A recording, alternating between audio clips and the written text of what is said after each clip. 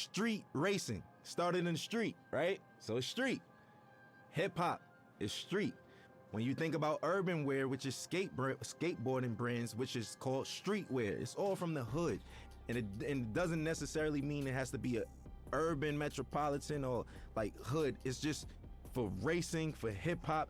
Oh, as far as the correlation in hip hop, street racing, the big rims and shit like that. Spinners were made to try to cool down exhaust and all of that shit. We took it to hip hop in the early 2000s. All the ballers had spinners on their trucks and all of that shit, 24-inch rims. Even decking your car out. The car culture is really like essentially a street and hip hop culture. Struggle, that's what everyone comes from. So hip hop started from struggle. It was people who would take their parents' records, right? And they knew that in the beginning of this record, it's 10 seconds that the drum is just looping.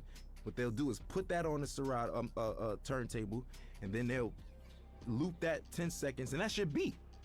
Then they'll take another record, put it on the other side of the turntable, and that gives you your percussions and your hi-hats. And then they just take a microphone and rap. Hip hop was, the foundation is built off sampling initially, like essentially.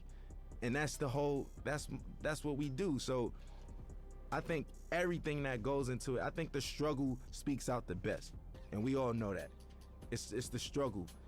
Everybody who wasn't like born with a silver spoon in their mouth, even those born with a silver spoon in their mouth, they always feel a need to show that they're worthy, that they need to show their parents, man, I'm not just no hedge fund baby. Like I got this. I know rich billionaire, born billionaire who own multi-million-dollar businesses by themselves, and it's not no Trump thing where the dad gave him only a $10 million loan. Like what the you know what I'm saying? It's like people who do it themselves. And I think that even if you have a silver spoon, just keep going, because if you stop, bro, you can't afford to stop. No one can afford to stop, because if you stop, it's over. And that's the truth. And for lack of better words, in the most simplest terms, if you stop, it's over. We all share the same thing, which is struggle. And for anybody struggling, I just want some words of encouragement. ASAP, meaning always strive and prosper. It's not what you think. It's not as soon as possible. But we took a positive riff on and put a spin on something that meant quickly. But for us, it's everything but fast. It actually has more of a positive perspective. And it was some form of encouragement that promoted prosperity and ambition amongst the young brothers. There's a lot of people where I come from who have a lot of capabilities and different backgrounds, but we never really exercise those tools or anything like that because we're so stuck in our situations or trying to live up to a facade that was, put in front of us that we got to live up to and other people's expectations. I think always strive to prosper is just creating your own path for your own destiny, but not going rogue and not giving up. It's always about the encouragement. I think the message for striving is easy. It's because it's so easy to give up. It's so easy to give up. You could give up, you could start doing, you could give up and you could just stay at home or, give up all aspirations. You could give up on life. You could give up on your friends, yourself, your family. I think prosperity is just what we all want in the long end and what we hope for. And that's what we work towards. Because I think this phrase and this crew is supposed to show you that if you strive, you shall prosper. Everybody has some type of support. So, I don't think that it's wise to try to take on everything as an individual by yourself, but you don't necessarily need a crew. It just worked out for me. We formed this brotherhood and this brothership because we don't have that where we from. Every time there's always an organization of guys from the urban community getting together, we labeled as a gang or some type of terrorist party or something like that. We just wanted to do something positive. We're not saints, but at the same time, we're not cold-blooded sinners, and it's really all about just getting your dreams out there, man. And I think that I'm an advocate for that. I advocate for that. I think I'm a catalyst for change. I think I'm a catalyst for, striving and prospering and doing it how you want to do it your way, because Everything about me is unorthodox, man. My style, the way I talk and everything, but it works. And I just want to encourage people to be them, whatever that may mean. And whatever your goal is set to be, to try to accomplish that. That's the purpose of it. And I think that's the pursuit of happiness in life. People don't get to know that I'm human just like them. I go through struggles just like them. I go through frustrations and everything. As far as my accolades and accomplishments go, it wasn't easy, and like I said, I'm just as normal as everyone else when it comes to that matter. People just assume once you're on superstardom that you kind of don't bleed or shit or sleep or anything. But for me, it's more so just just showing people that we're all relatable in the same sense, that we all are the same in the same sense, because I deal with everyday struggles just like anybody else. Most of the time, a common person only correlates struggle to economic problems or financial problems, but everybody has problems regardless if it's economical or not. So what would you do if you had the mindset that you have now and the knowledge that you've gained throughout the years, and you could kind of like teleport back to your old self back in 2007 and whatnot? I wouldn't change anything. I think that those struggles is what got me here in the first place, right? And I don't think that my destiny was written in another way. So I kind of feel like the purpose of everything happening is meant to happen in that sense. As far as the keys to the game, and what I will say is that every game, every category, every margin changes. Everything. Some things change back to its original state, and some things change in hybrid to a whole nother state. Or, the evolution keeps going with everything. Some things are in style in the 60s and it comes back in style in the early 2000s, and so on and so forth. The game always changes. I think the best thing to do is just try to adapt with that, but still being yourself, because there comes a time and place where I don't think a lot of people, they forgot what it is to be an entertainer for the most part. Nowadays, being an entertainer is more so being a clout chaser, or being somebody for, lack of better words, somebody that's always in the public eye for no good reasons, for all the wrong things, for all the wrong reasons. And staying true to it. For instance, I'll give you an example of what I mean by that, because that was a vague statement. Nowadays, TikTok is what every artist has to appeal to. Rapper, singer, pop artist. You have to go viral on TikTok. There's artists that don't even have a platform on TikTok, and they're big, such as myself. I'm barely on it. I check it out to, for entertainment purposes like everyone else, but I don't really utilize it for my career as I should be.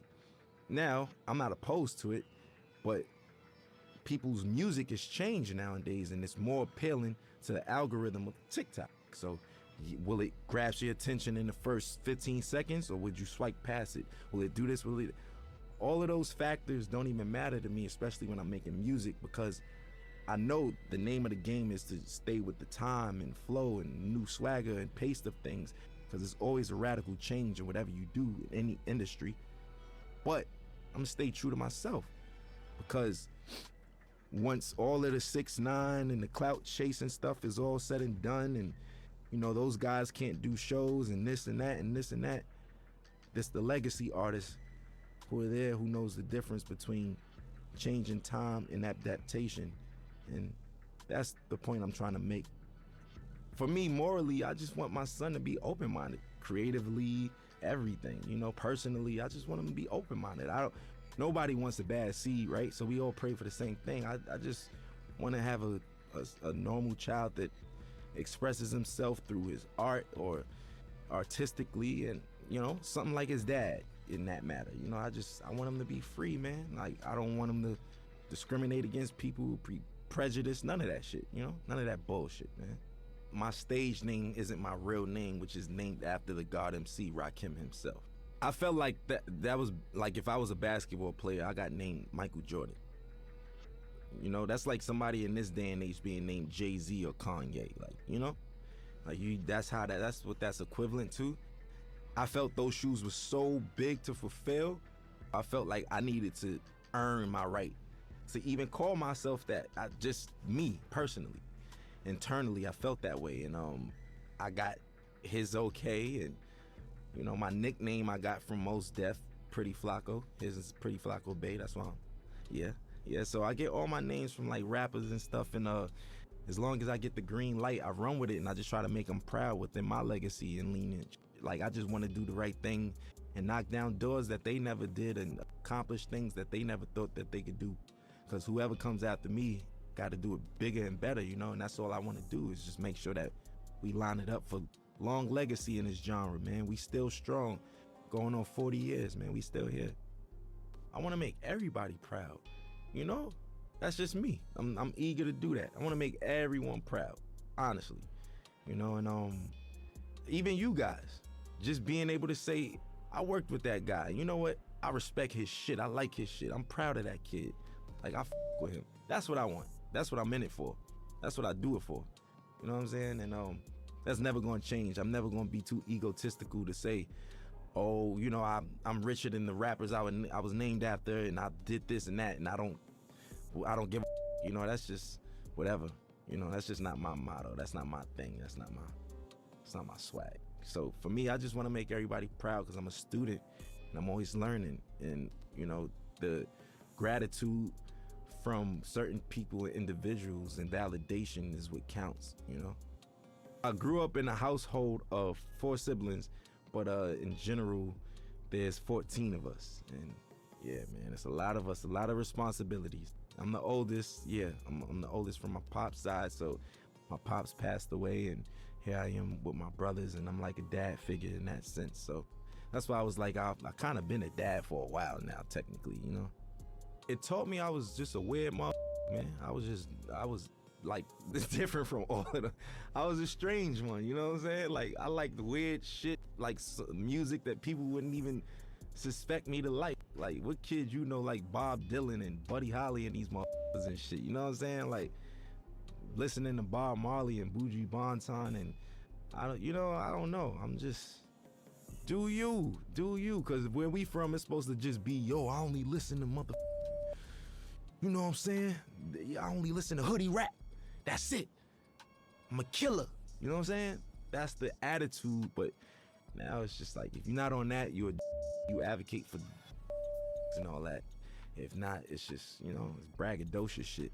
Not to say that I don't have that in my rhymes. That's just the culture we come from. But I think that there's more to me than just like that layer of just braggadocious, lackluster shit, that everybody's doing, and the layers go way deeper than that, and I want you to invent your own style, right? On top of that, your rapping capabilities have to be God level. And when I say that, I mean you got to be able to go on your index and pick different flows, different cadences, and also, I think what makes you a really, really, really dope MC today is when so many people from different backgrounds with you and can relate to you or listen to you, and it's just like so many people speak to one demographic or target one demographic, but when you have that wide range of just different people and different backgrounds that come together and can agree upon like the body of work or just that artist in general, I think that's what makes you like God MC, and somebody who doesn't do the whole bells and whistles cheat code clout thing. Like, that's just it. I was on my way over here and I was talking to my boy, and we were just talking about how the kids are now like saying like, Future had a way better album than Kendrick Lamar, and nobody want to listen to Kendrick. And I was flabbergasted. Like, what the you know what I'm saying? Like, I'm trying to figure out what day and age am I living in that people's, like, granted, you could like Future over Kendrick, but where do you get off saying Kendrick is ass and his music is mid? Inspiration. That's what makes a dope MC. Look, if you can inspire motherfuckers and shit like that, yes. So individuality, rapping capability, a sign of development and being mature, and last but not least, inspiration, man. If you can inspire, people from different backgrounds and all that shit, and reach on those people, that's what I feel like is like technically God MCs. You know, life throws you lemons. I make Sprite remix while everybody's drinking lemonade and shit. You know what I'm saying? Like, I just like to make the best of each situation. You can't stop, man. Life is gonna throw you lemons. There's gonna be days that you just feel like you can't even get out of bed. Today was one of them. You know what? Everybody on the screen laughing and shit, but it's true. It's true though. You know, it's just like it's one of those things where what keeps me going is the passion to create. I know that I feel like a genius, right? And I know that's some real self-centered shit to say. Within my own right, what I do, I feel like I mastered a lot of the things that I do. And within those margins, I feel like I'm a genius in that realm. And